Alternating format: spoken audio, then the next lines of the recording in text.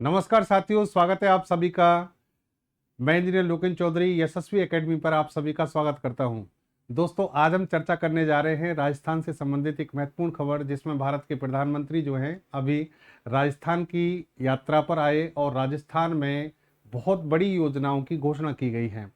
यानी लगभग 1,22,000 करोड़ से ज़्यादा की जो योजनाएं हैं उनको प्रारंभ किया गया भारत में, जिसमें भारत का पहला परमाणु ऊर्जा संयंत्र भी प्रारंभ किया गया है। तो आज का हमारा ये सेशन जो है इसको समझेंगे कि राजस्थान को इन योजनाओं से क्या क्या फ़ायदा होने वाला है और जो प्रधानमंत्री की जो यात्रा है उसके क्या मायने हैं।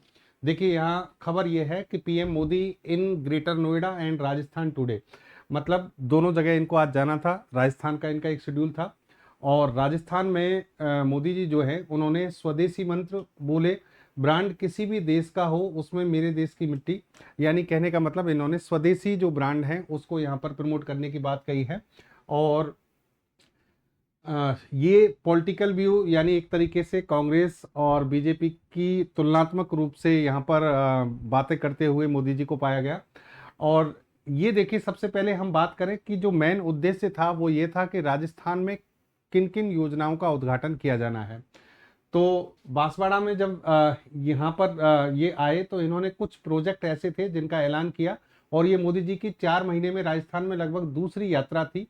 पहलगाम अटैक के बाद 22 मई को यहाँ आए थे, बीकानेर में करणी माता के मंदिर में ये पहुंचे थे।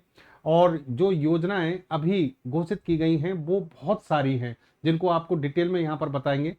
इन सभी योजनाओं की जो कीमत बताई जा रही है 1,22,670 की ये योजनाएं हैं। और अलग अलग विभागों में जो सरकारी नौकरी के लिए जो विद्यार्थी थे या फिर जो कर्मचारी थे उनको भी यहाँ नियुक्ति पत्र दिए गए। 15,000 युवाओं को ज्वाइनिंग लेटर दिया गया। ये भी एक बड़ी खबर है। और राजस्थान के जोधपुर और बीकानेर में दिल्ली कैंट तक 2 नई वंदे भारत ट्रेन के लिए हरी झंडी दिखाई गई। तो नवरात्रा के समय पर राजस्थान के लिए बहुत बड़ी सौगात यहाँ पर दी गई है। और लगभग ये मान के चलिए ऊर्जा के क्षेत्र में बहुत बड़े कदम उठाए गए हैं। ऊर्जा के क्षेत्र में बहुत बड़ी योजनाओं को यहाँ पर लाया गया है। डिटेल में हम बात करें तो सबसे पहले आप देखिए कि माही बांसवाड़ा परमाणु विद्युत परियोजना, ये जो है बांसवाड़ा में एक परमाणु विद्युत परियोजना यानी एटॉमिक एनर्जी प्लांट यहाँ पर लगाया गया है। राजस्थान में वैसे तो देखिए पहले से जो थर्मल पावर प्लांट है वो पहले से लगे हुए हैं, लेकिन एटॉमिक पावर प्लांट पहली बार राजस्थान में शुरू किया गया है। ये जो परमाणु ऊर्जा संयंत्र है बांसवाड़ा जिले के पास है और 1366.49 एकड़ क्षेत्र में ये बना है। 42,000 करोड़ की लागत से सरकार ने इसको बनाया है। 2800 मेगावाट इसकी एनर्जी कैपेसिटी है, यानी 2800 मेगावाट की ये विद्युत ऊर्जा प्रोवाइड कराएगा। 9 मई 2025 को परमाणु ऊर्जा नियामक बोर्ड ने इस परियोजना को अनुमति दी थी।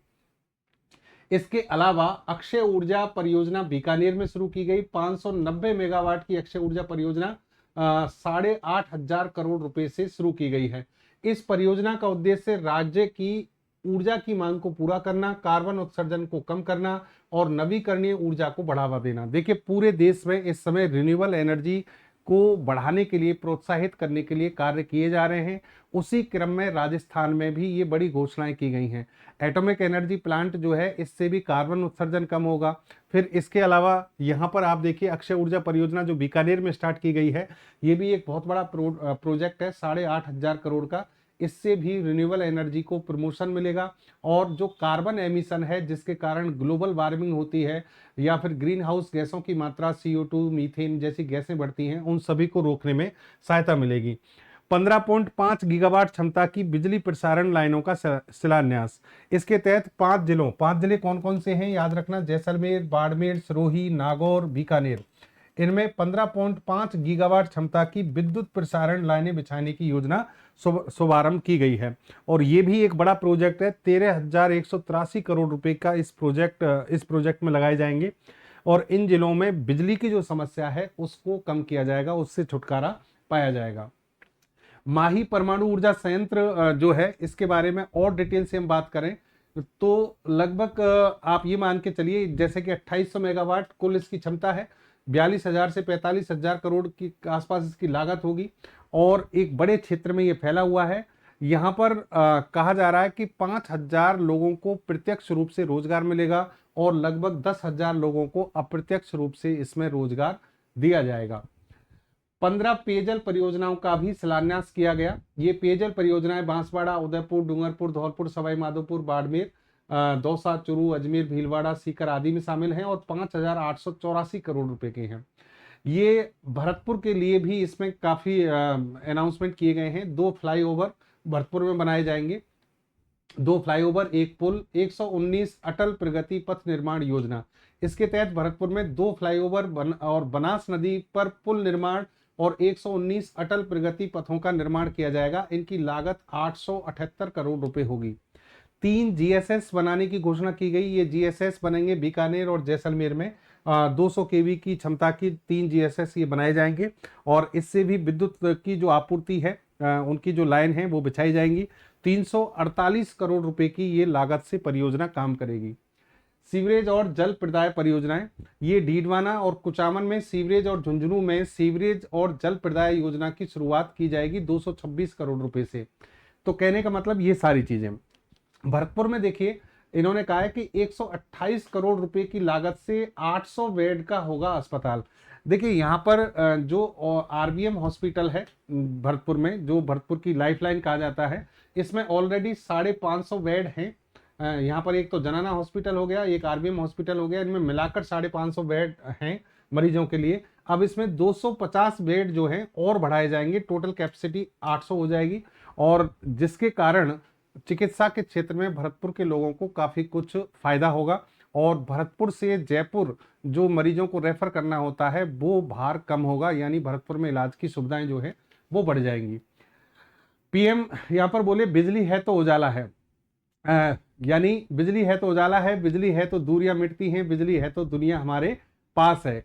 और इस पर इन्होंने कांग्रेस पर तंज भी कसे कि सरकार ने बिजली पर ध्यान नहीं दिया, कांग्रेस सरकार ने। और मैंने देश की बागडोर संभाली तब 250 करोड़ घरों में बिजली नहीं थी, यानी इतने घरों में बिजली देने का इन्होंने दावा किया है।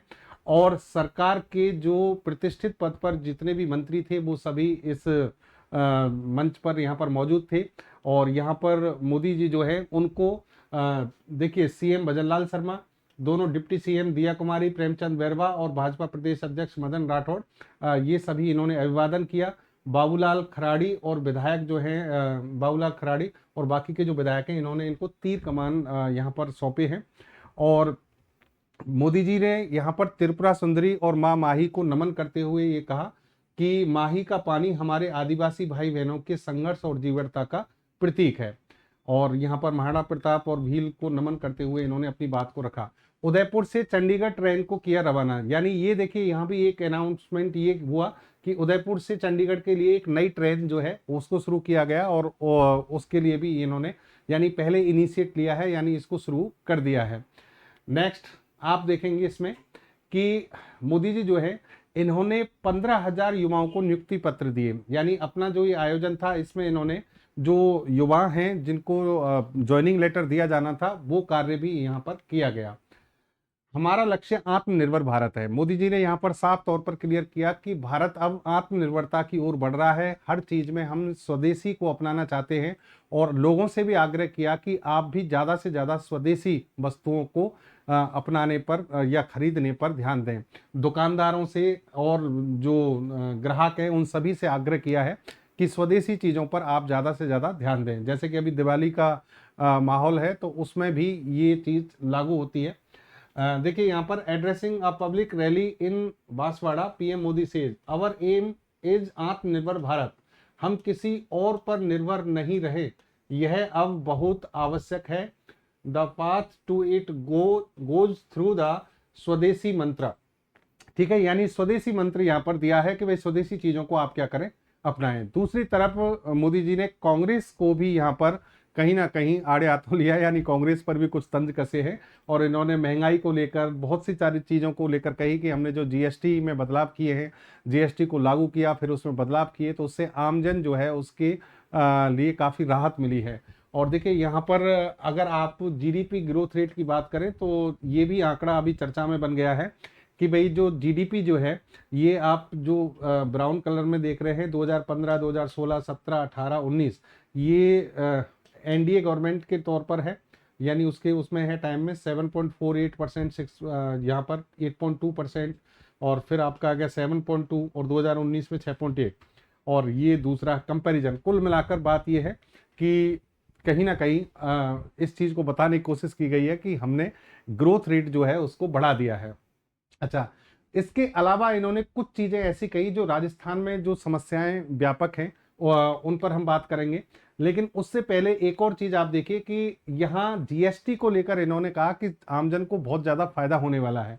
पहले की जो सरकारें हैं उनमें महंगाई रेट क्या थी, किस तरीके से थी, और 2014 से 2025, क्योंकि आमतौर पर ये देखा जाता है आजकल ये सारी चीज़ें कही जाती हैं कि अब महंगाई बहुत बढ़ गई है, महंगाई बहुत बढ़ गई है, लेकिन आंकड़ों के हिसाब से देखें 2014 से 2025 जो है इसमें औसत जो महंगाई दर है वो 4.7% है, जबकि 2009 से 2014 यूपीए गवर्नमेंट थी उसमें 10.4%।